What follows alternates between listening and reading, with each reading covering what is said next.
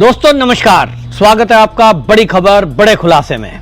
दोस्तों दिल्ली से बहुत बड़ी खबर है और खबर यह है कि दिल्ली में बड़ी संख्या में रोहिंग्या एक बार फिर से पुलिस ने गिरफ्तार किए हैं। जी हां, आपको याद होगा पिछले ही महीने देश के गृह मंत्री अमित शाह ने आदेश दिए थे सभी राज्यों को कि एक एक घर की तलाशी ली जाए और जहां भी संभावित हो कि रोहिंग्या और घुसपैठिए कहीं रह रहे हैं उनकी गहनता से जांच होनी चाहिए और 30 दिन के अंदर अंदर देश के अंदर जो भी घुसपैठिए हैं उनको निकालकर उनके देश भेजा जाए, नहीं तो डिटेंशन सेंटर में रखा जाए, नजरबंद रखा जाए। इस मामले में सारे राज्यों ने कार्रवाई की, ऐसा नहीं है जहां, लेकिन भारतीय जनता पार्टी की सरकारें हैं जिन राज्यों में वहां ताबड़तोड़ एक्शन हो रहा है और उसी में दिल्ली भी है। हालांकि दिल्ली की पुलिस पहले से ही गृह मंत्रालय यानी अमित शाह के अंडर है, लेकिन जब से यहां रेखा गुप्ता सरकार आई है उसके बाद से बहुत सारे इस तरह से एक्शन में तेजी आई है। अमित शाह ने एक मीटिंग करके जो दिल्ली की सरकार में गृह मंत्री है उनको यह कह दिया था कि आप डायरेक्ट बात करिए और आपके आदेश पर काम होगा। तो दिल्ली में इस समय ताबड़तोड़ पुलिस के एक्शन भी हो रहे हैं और इसी के कारण से झुग्गी झोंपड़ियों में सघनता से पुलिस अभियान चलाकर यह पहचान कर रही है कौन ऐसे लोग हैं जो यहां अवैध रूप से घुसपैठ करके रह रहे हैं। इस मामले में अब जो गिरफ्तारी हुई है, आपको बता दूं 90 ऐसे घुसपैठिए पकड़े गए जो राजस्थान और दिल्ली की पुलिस दोनों ने मिलकर एक अभियान चलाया था, क्योंकि बहुत सारे लोग ऐसे थे जो लगातार यहां से राजस्थान चले जाते थे, राजस्थान से यहां आ जाते थे। कुछ ने कहा साहब हमारी फैमिली वाले राजस्थान में है, पिता का आई कार्ड वहां पे है। तो एक संयुक्त अभियान पूरे देश में इस समय चल रहा है। बड़ी संख्या में रोहिंग्या और बांग्लादेशी घुसपैठियों को पकड़ पकड़ करके पुलिस उनके देश भेज रही है। इसको लेकर के आपको बताएं कि प्रशांत भूषण, जो आप जानते ही हैं आम आदमी पार्टी में रहे हैं, सुप्रीम कोर्ट के वकील हैं, वो तो सुप्रीम कोर्ट तक में पहुंच गए और उन्होंने तो अजीब तरह की दलील दे डाली थी। बाद में उस पोस्ट को डिलीट भी कर दिया कि साहब यहां जिस तरह से बीएसएफ इनको पकड़ रही है उनको समुद्र में फेंक दिया जा रहा है। और उस बाद में हाई कोर्ट सुप्रीम कोर्ट से जब फटकार लगी तो उन्होंने उस बात से खैर ये हुआ कि भाई झूठ बोला जा रहा है, लेकिन प्रशांत भूषण जो हैं वो उनके साथ कोलिन गुंजाल्विस ये एडवोकेट हैं जो सुप्रीम कोर्ट पहुंच गए और सुप्रीम कोर्ट में पहुंचकर इन्होंने justice Suryakant, justice Dipankar Datta, justice N Koteshwar Singh इसकी खंडपीठ में इनकी एप्लीकेशन लगाई कि यहां जो दिल्ली पुलिस दिल्ली में ड्राइव चला रही है, बहुत सारे लोगों को ऐसों को पकड़ लिया गया है जिनके पास यूएनएचआरसी का कार्ड भी है, यानी संयुक्त राष्ट्र उच्चायुक्त यूएनएचसीआर ये कार्ड बनाया जाता है बहुत से लोगों का। और आपको बता दूं कि इस देश में ये भी नेक्सस चल रहा है, बांग्लादेश से, म्यांमार से वो एंट्री करेंगे पश्चिम बंगाल में और पश्चिम बंगाल के अंदर गिरोह काम कर रहा है जो इनका ये कार्ड बनवा देता है संयुक्त राष्ट्र उच्चायुक्त से। तब तक वो वहां रहेंगे, फिर वो कहेंगे साहब ये तो जो है शरणार्थी हैं, शरणार्थियों को यहां भारत में या दुनिया में कहीं भी रहने की मान्यता देने के लिए जो उच्चायुक्त है संयुक्त राष्ट्र का वो उनका आई कार्ड बना देता है कि साहब ये तो जो है शरणार्थी है, इनको शरण दी जाए, इनको रहने का स्थान, खाना, दवाई इनका अधिकार है। यहां तक कि पिछले दिनों सुप्रीम कोर्ट में ये तक एप्लीकेशन लगा दी थी कि साहब इनके बच्चों को पढ़ने के लिए स्कूल में एडमिशन दिया जाए। आप सोचिए इस देश में क्या चल रहा है। कानून वाले लोग इस कदर यहां कानून का दुरुपयोग कर रहे हैं, यानी जो जुडिशरी से जुड़े हुए लोग हैं, कि हमारे देश में मानवता के नाम पर, मानव अधिकारों के नाम पर घुसपैठियों को सारी सुविधाएं दी जा रही है। सुप्रीम कोर्ट ने गाइडलाइन कर दी, निर्देशित कर दिया इनके बच्चों को एडमिशन दो साहब, फिर दवाई दी जाएगी मानवता के नाम पे, कल को कहेंगे मकान भी मानवता के नाम पे दो, खुली छत के नीचे कैसे रह रहे हैं, और इसीलिए जान पूछ के ये झुग्गी में रहते हैं। तो एक पूरा वर्ग इकोसिस्टम डेवलप होता है। एंट्री करेंगे वेस्ट बंगाल में, वहां पूरा गिरोह है, इनके सारे पहचान पत्र फर्जी बनाएगा।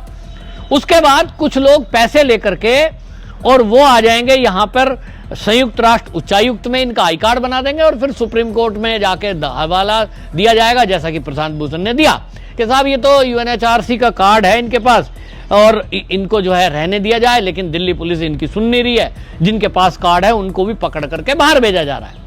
हालांकि सॉलिसिटर जनरल तुषार मेहता ने अपना पक्ष रखते हुए ये कहा था कोर्ट में कि देखो जी, सुप्रीम कोर्ट का 8 अप्रैल 2021 का एक आदेश है। जम्मू कश्मीर में इसी तरह जब घुसपैठियों को पकड़ा गया उस समय भी यही वकील साहब सुप्रीम कोर्ट पहुंचे और इन्होंने कहा कि देखो जी डिटेंशन सेंटर में रखा जा रहा है, उनको वापस भेजा जा रहा है, ये नहीं होना चाहिए। तब सुप्रीम कोर्ट ने सीधा सीधा इसको राहत देने से मना कर दिया। उन्होंने कहा भाई घुसपैठिए हैं, इनके पास वैलिड पेपर नहीं है, अवैध दस्तावेज बनाकर आए हैं और इसीलिए इनको जाना ही पड़ेगा।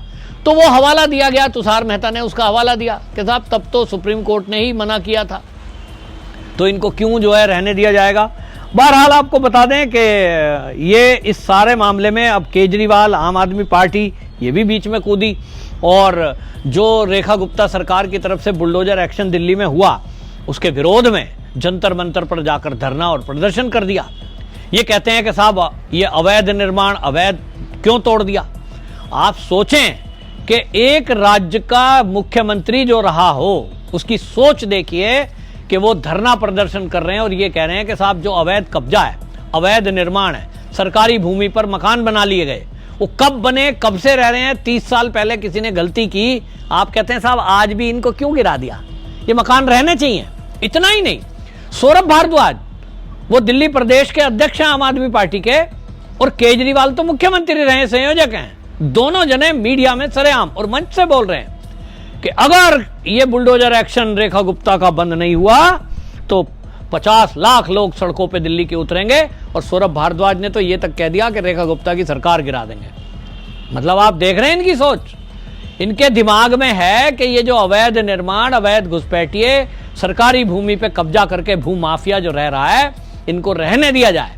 पत्रकार थे, इनसे पूछा भाई आप किस तरह से कह सकते हो कि सरकारी भूमि में रहा, उस पर कोई जवाब नहीं देंगे, पत्रकार के साथ मारपीट भी कर दी है, धक्का मुक्की कर दी।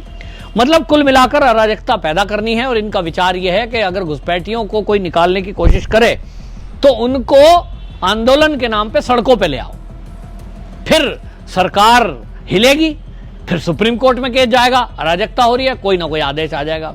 इस तरह की कार्रवाई करने का विचार इनका चल रहा है। तो आम आदमी पार्टी पूरी तरह एक्सपोज हो गई जब ये जंतर मंतर पर धरना प्रदर्शन करने पहुंच गए।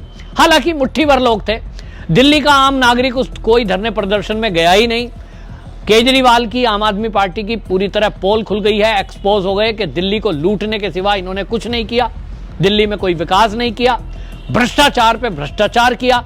और आज जब रेखा गुप्ता सरकार आई है दिल्ली में, तो भारतीय जनता पार्टी की सरकार, रेखा गुप्ता की सरकार अगर दिल्ली को क्लीन करना चाहती है इन अपराधियों से जो कि अपराध में लिप्त रहते हैं, घुसपैठिए हैं, अवैध निर्माण करके रह रहे हैं, कॉलोनियों का बेड़ा गर्क कर रखा है। आतिशी मारलेना का जहां कालका जी से जीत कर आई है, आप उस एरिया में कभी जाइए, मेन रोड पोश एरिया की, ऐसा लगता है जैसे आप किसी झुग्गी बस्ती एरिया में आ गए हैं। अवैध अतिक्रमण रोड के ऊपर मीट बेच रहे हैं, सब्जी रेडी लग रही है, आप निकल नहीं सकते शाम के टाइम वहां गाड़ी लेकर के अपनी। कालका जी का बुरा हाल कर दिया इन्होंने। हर एरिया में जहां भी जाएंगे वहां यही गंद फैलाएंगे। केजरीवाल चाहते हैं कि यह गंद फैला रहे और अपनी सरकार चलती रही, इनको पूरी छूट देते रहे, बिजली का कनेक्शन, पानी का कनेक्शन, इनको मेडिकल फैसिलिटी, मोहल्ला क्लिनिक के नाम पे दिया किसको है। आम आदमी को अगर दिल्ली वालों को राहत केजरीवाल को देनी होती तो 10 साल ये रहे थे, कम से कम 10 अस्पताल तो बड़े बना देते। इन्होंने 10 अस्पताल बड़े नहीं बनाए क्योंकि इनको दिल्ली के लोगों को, दिल्ली के जो अच्छे लोग हैं, टैक्स पेयर हैं, उनको सुविधा नहीं देनी थी। क्योंकि उनको पता है मोहल्ला क्लिनिक में कौन जाएगा इलाज कराने, सड़क के किनारे एक डब्बा रखा हुआ है, ना वहां बैठने के लिए सीट है, ना बारिश से बचने के लिए शेड है, ना गर्मी में बचने के लिए वहां हवा है। सड़क पे खड़ा एक बीमार आदमी, सोचिए कैसी सोच केजरीवाल की है कि एक बीमार आदमी है जो चल नहीं सकता, जो खड़ा नहीं हो सकता, वो मोहल्ला क्लिनिक में जाएगा इलाज कराने के लिए, लाइन लगाएगा धूप में, बारिश में, ठंड में। क्या ऐसा संभव है? कौन जाएगा?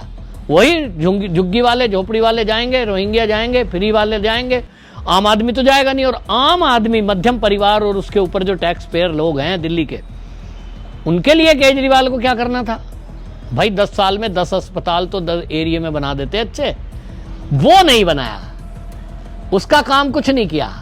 तो दिल्ली को कचरे का ढेर बनाने वाले अरविंद केजरीवाल, दिल्ली में ढेर लगा रहता था कचरे का, आज वो फिर से अराजकता फैलाने के लिए जंतर मंतर पर पहुंचकर इनके साथ खड़े हैं। लेकिन रेखा गुप्ता ने साफ कर दिया है, ये ड्राइव रुकेगी नहीं, इसी तरह धरपकड़ जारी रहेगी। रोहिंग्या और बांग्लादेशियों को हम दिल्ली में रहने नहीं देंगे।